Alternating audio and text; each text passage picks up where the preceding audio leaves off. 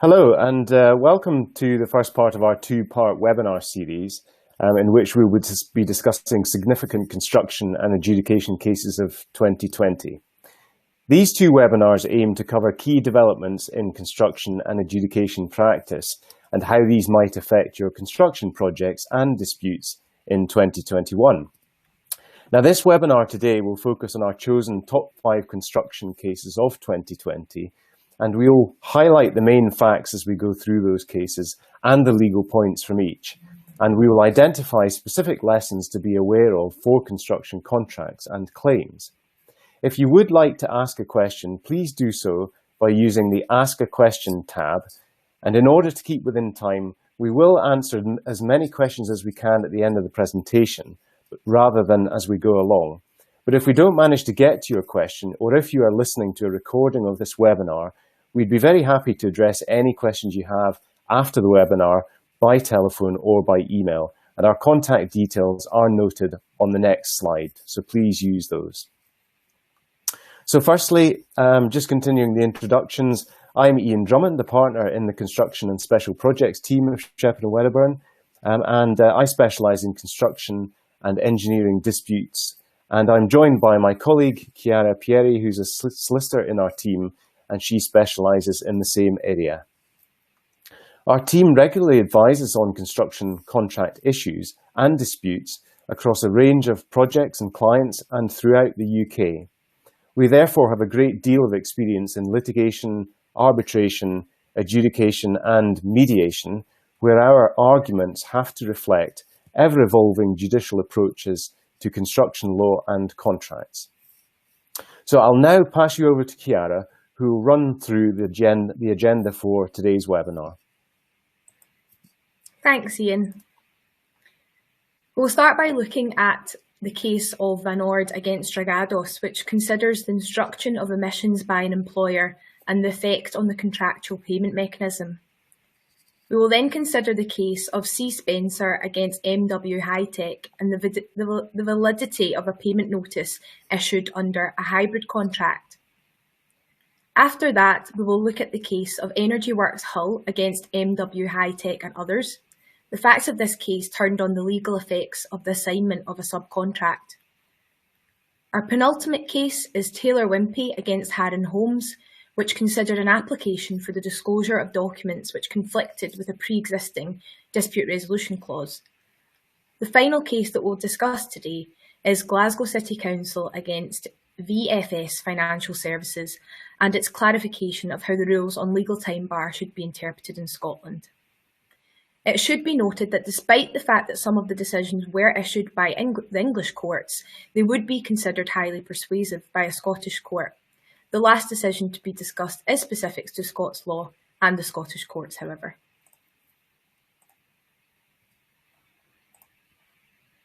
We begin with the case of Van Ord against Dragados.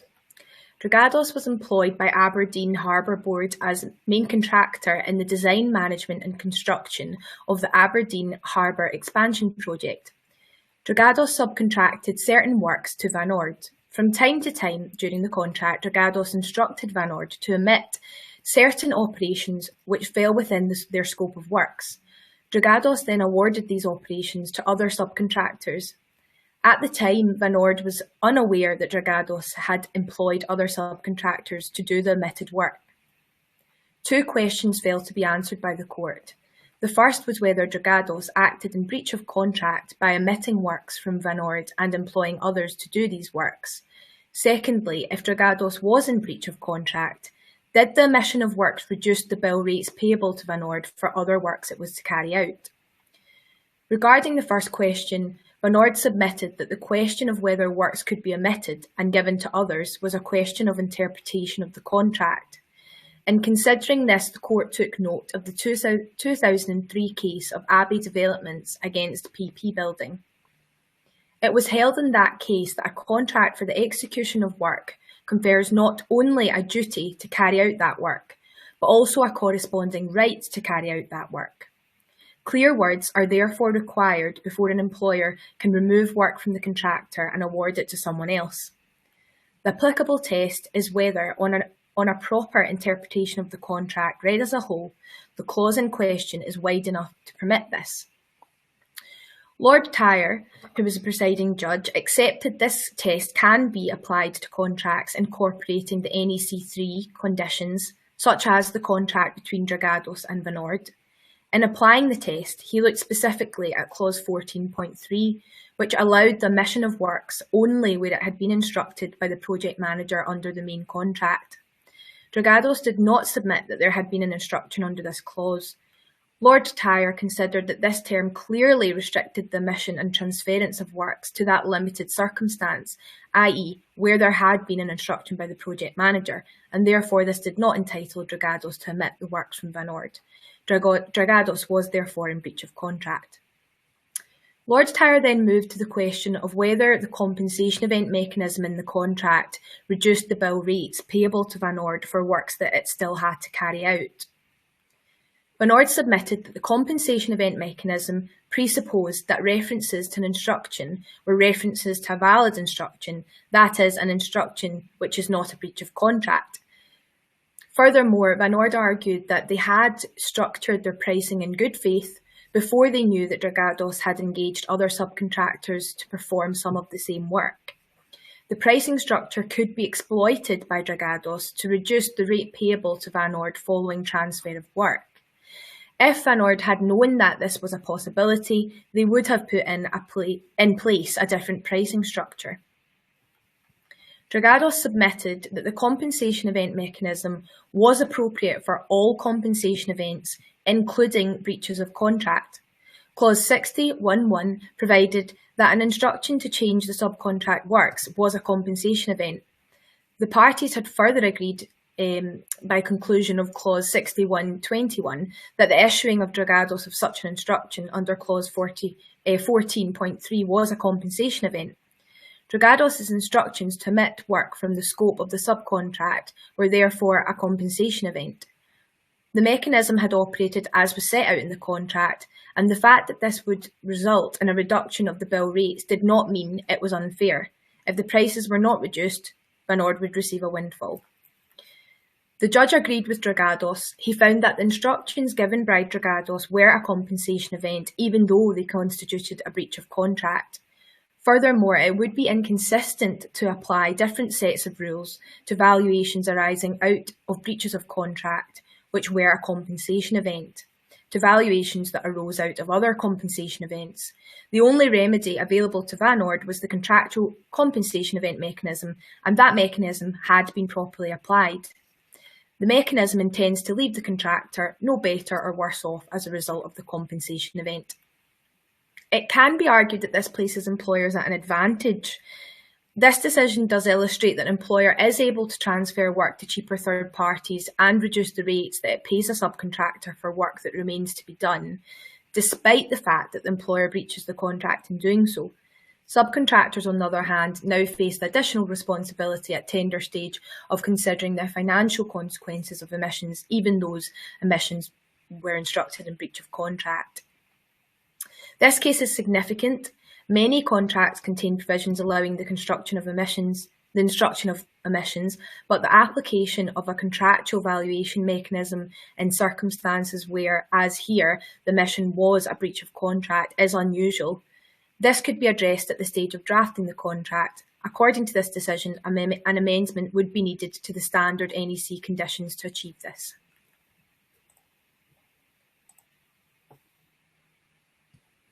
Our next case is C. Spencer Limited against MW High Tech Projects, which concerns hybrid contracts under the Housing Grants Construction and Regeneration Act 1996, namely contracts that involve both construction operations that are caught by the 1996 Act and also other operations that are not.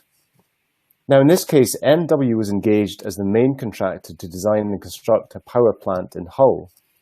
MW in turn engaged CSL on a subcontract to design and construct the civil, structural and architectural works for the facility. The principal elements of the scope of works were considered construction operations within the definition set out in the 1996 Act, and these were therefore subject to the provisions of that Act.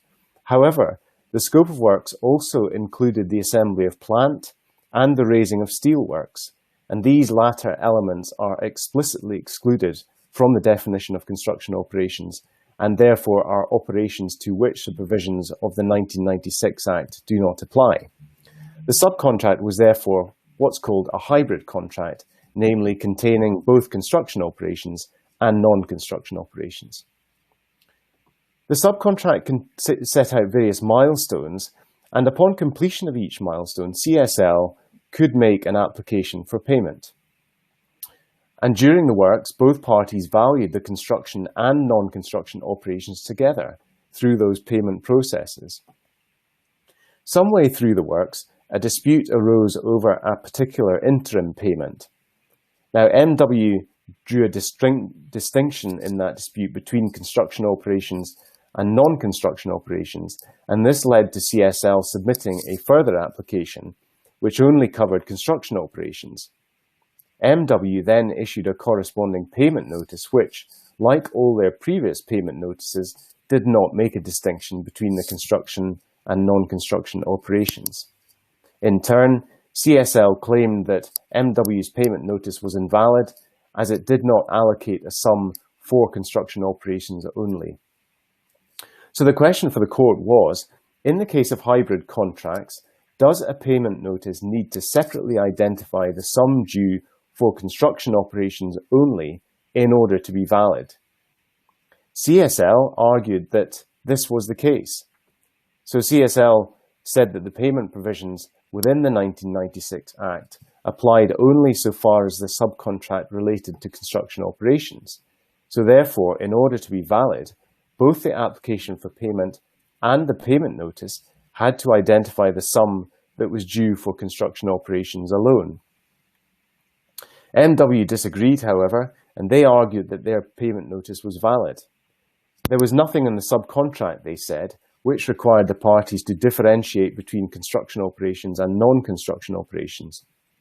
So they asserted that it was unnecessary to read CSL's qualification into the 1996 Act or into the subcontract, and that to do so would result in unnecessary complexity, confusion, and cost. This dispute was referred to the Technology and Construction Court, which found in favour of MW. CSL then appealed that decision, submitting that certain wording from one section of the 1996 Act must be read into the provisions of the Act which govern payment, and that this supported their argument that a separate payment notice and application were needed to identify the construction operations only. The effect of their argument would be to require that payment provisions then in such contracts which involved hybrid works like this one, the payment provisions would have to differentiate between the construction and non-construction operations. But the Court of Appeal judge agreed with the judge at first instance and dismissed CSL's position and their appeal. The court agreed with the interpretation of the 1996 Act, finding that there is nothing which requires parties in this situation to differentiate between construction operations and non-construction operations. And the court said that such a significant qualification would have to be clearly expressed in the 1996 Act, but it was not. The purpose of the 1996 Act, the court said, was to provide certainty and transparency for interim payments. And it would be contrary to these purposes for the court to find that there were two separate payment regimes when the parties had agreed only to one. So this decision shows us that if parties wish to have different arrangements for payments relating to construction operations within their project, and alternatively for payments relating to non-construction operations within the same project, this would need to be set out clearly in the contract between them. The judgment also recognised that whilst parties cannot contract out of the 1996 Act, it is perfectly possible for parties to contract into it. So parties to a construction contract, which governs construction operations, are prohibited from agreeing terms which do not meet the minimum requirements set out in the Act, particularly in respect of payments. However, the court said it is permissible for parties to agree payment terms for non-construction operations which do comply with the Act, thereby contracting into the Act. Indeed, this is what the parties were found to have done here. And this is relatively commonplace across the industry where hybrid contracts are in play, because it avoids the unnecessary complexity of having two separate payment regimes and having to operate those during the contract and project. So this judgment underlines that in most cases, when drafting payment provisions for non-construction operations in a hybrid contract, it is sensible to mirror the provisions of the Act for all operations. It further underlines the common sense approach that the courts are generally taking in interpreting and applying the 1996 Act, and they're doing so in a pragmatic way to reflect the general approach of the industry.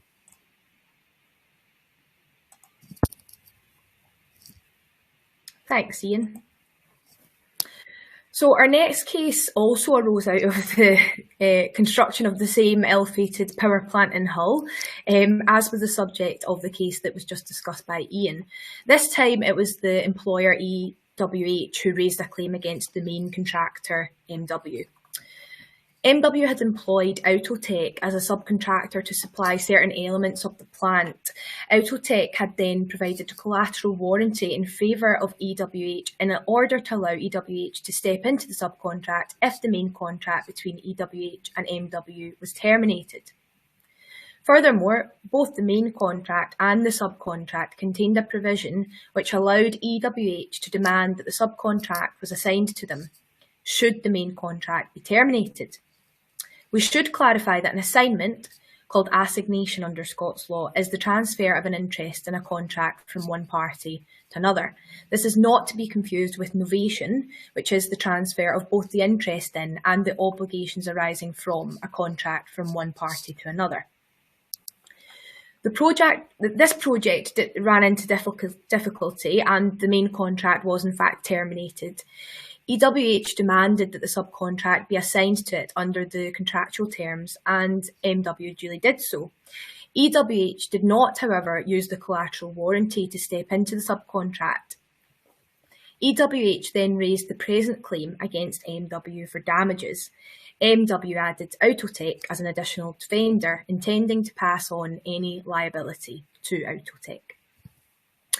The case called before the Technology and Construction Court, which was asked to rule on the preliminary issue of Autotech's liability to MW.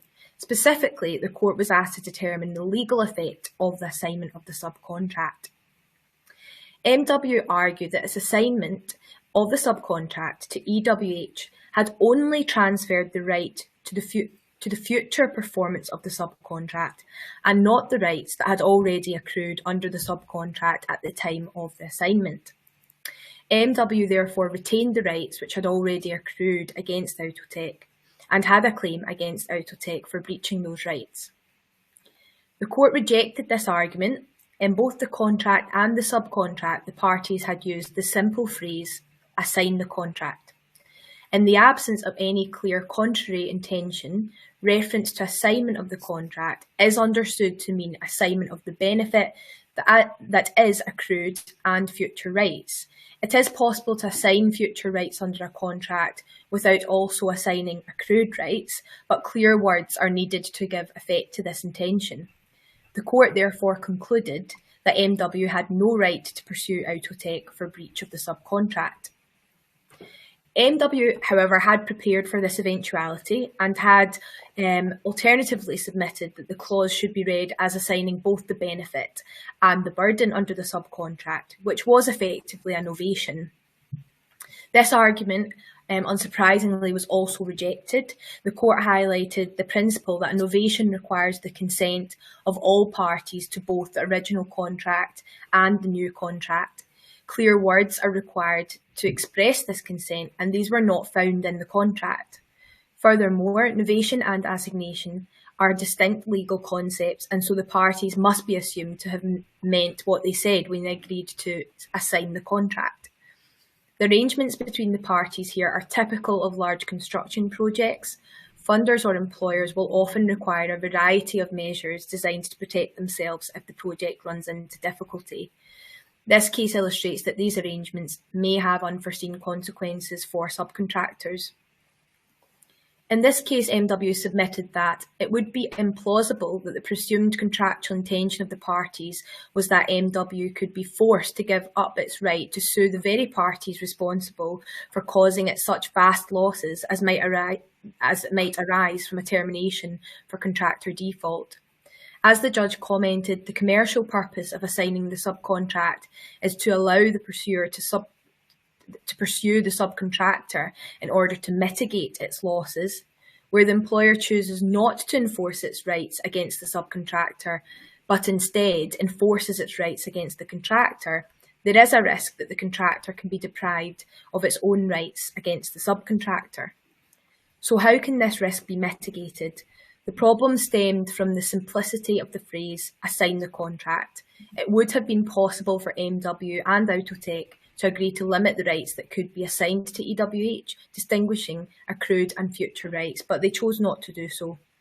The problem could also have been avoided by careful drafting at the outset. This case is important because it concerns provisions that are common in contracts concerning large projects.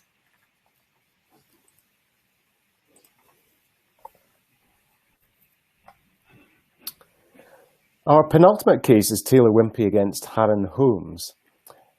In this case, the parties owned adjacent plots of land in Huddersfield and each built housing estates on their land.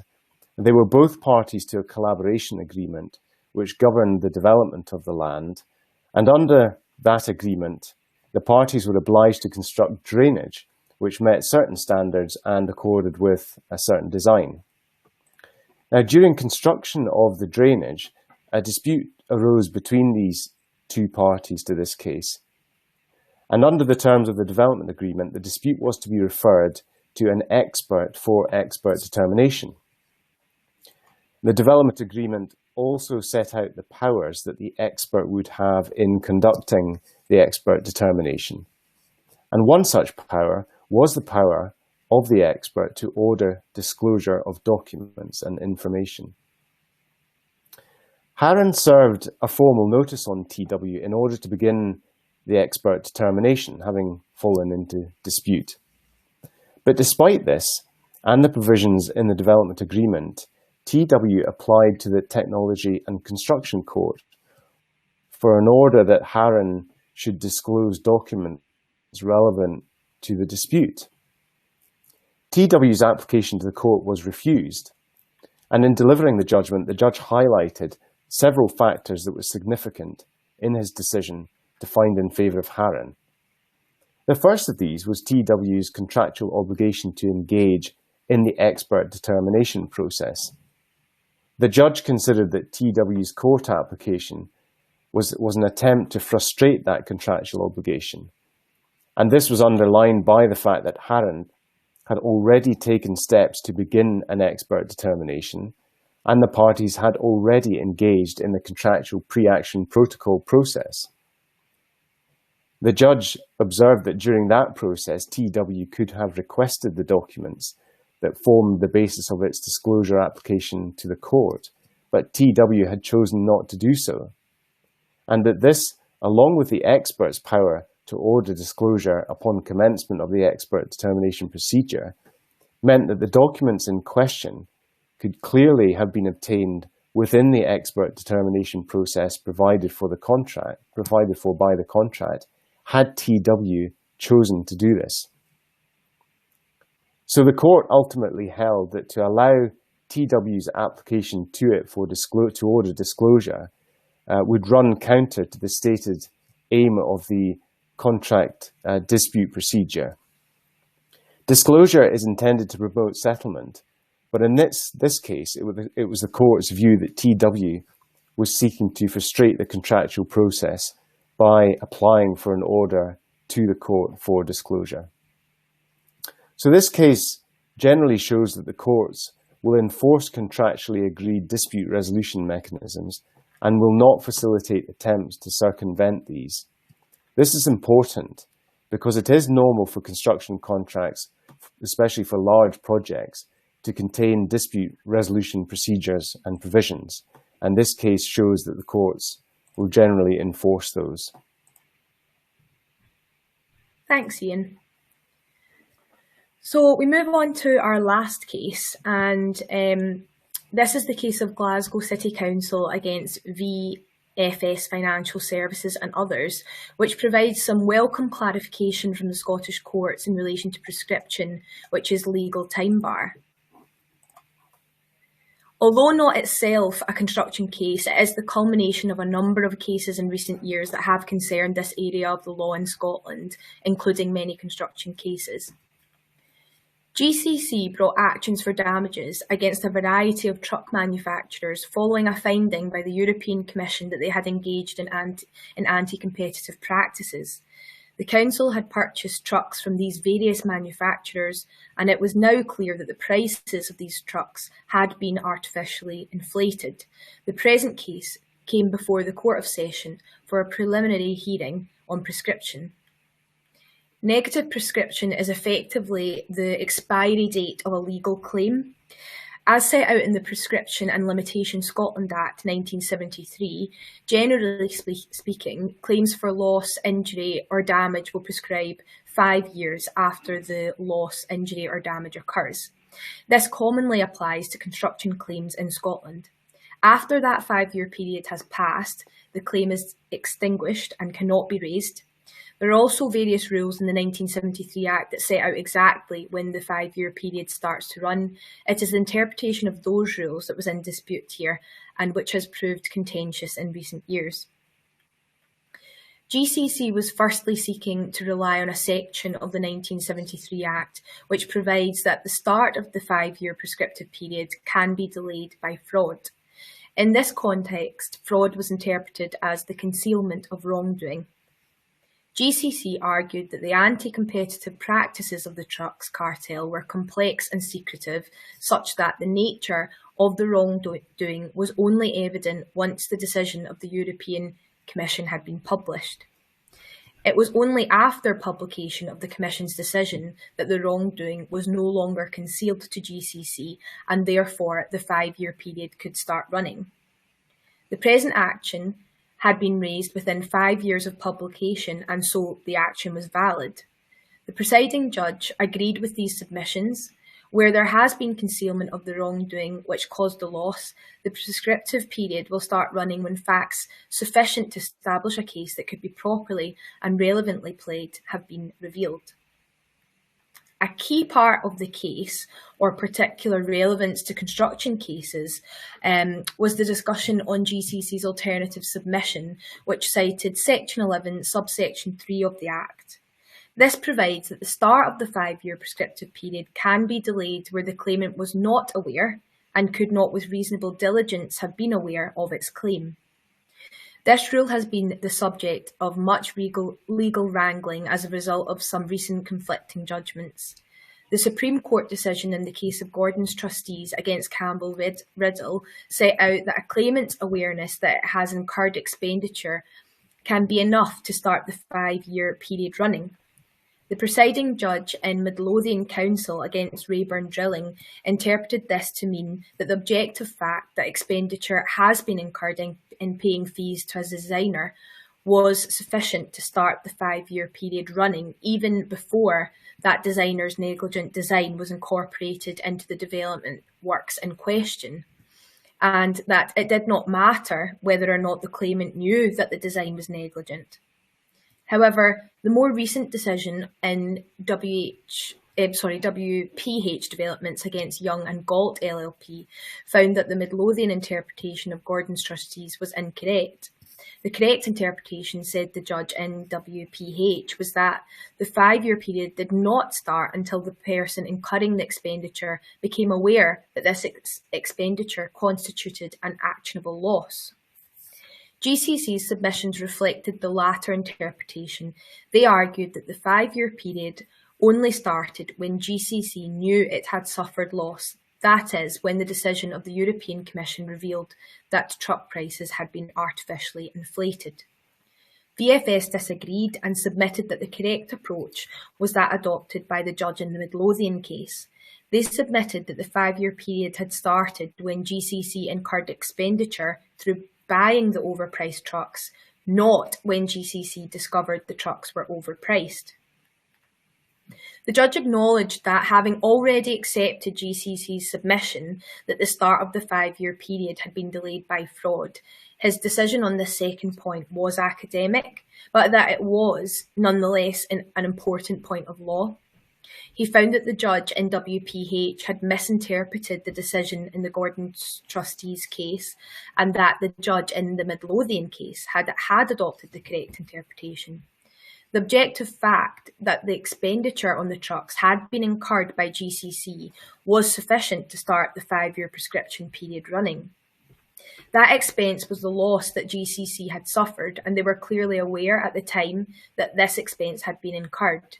The 5-year prescriptive period therefore started when the expense was incurred, and had the council had to rely on this alternative submission, its claim would have been time-barred. The judgment in this case on the latter aspect means that claimants in Scotland need to raise formal proceedings to preserve their claims urgently upon becoming aware of them. This especially applies to claims against designers, where claimants may find, as in the Midlothian case, that their claim has become time-barred even before they discover the claim. It should be noted that the WPH case has been appealed and will soon be heard by the Court of Session. That judgment is keenly awaited by the legal community.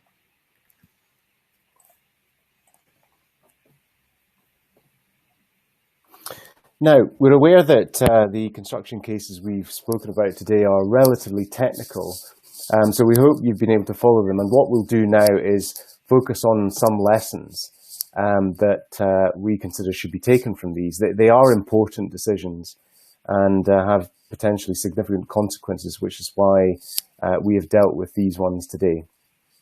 So what are the lessons? Well, firstly, parties should consider at the outset of their contracts whether they should allow for both the omission of the works and the transfer of those works to another party, and if so, how such omissions should be valued. And clearly, as we saw from the first case, an employer and a contractor will have different interests in that process and may want to look at the drafting carefully.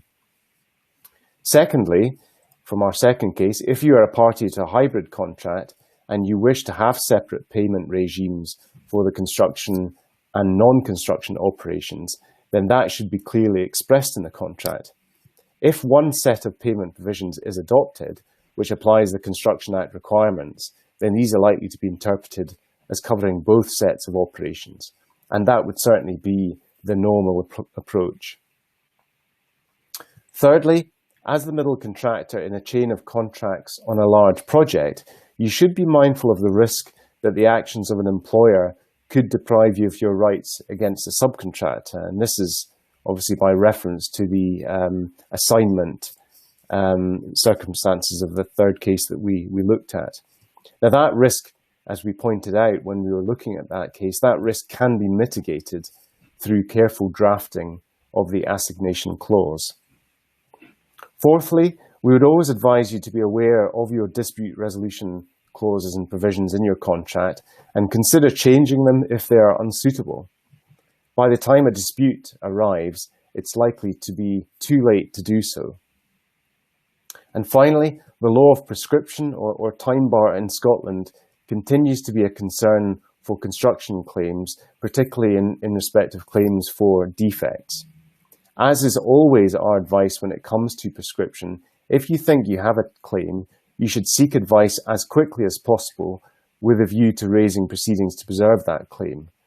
This particularly concerns any claims affecting pre-project design and alleged defects in any such design.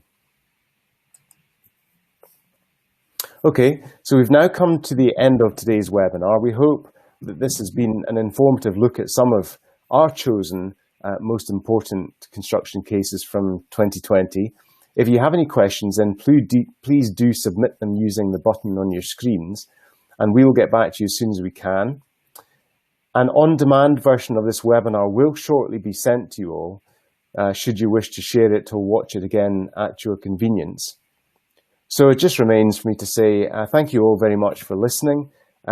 We hope you'll join us again on the 9th of February for our webinar on our chosen top 5 adjudication cases of 2020. But until then, thanks very much for listening, and goodbye for now.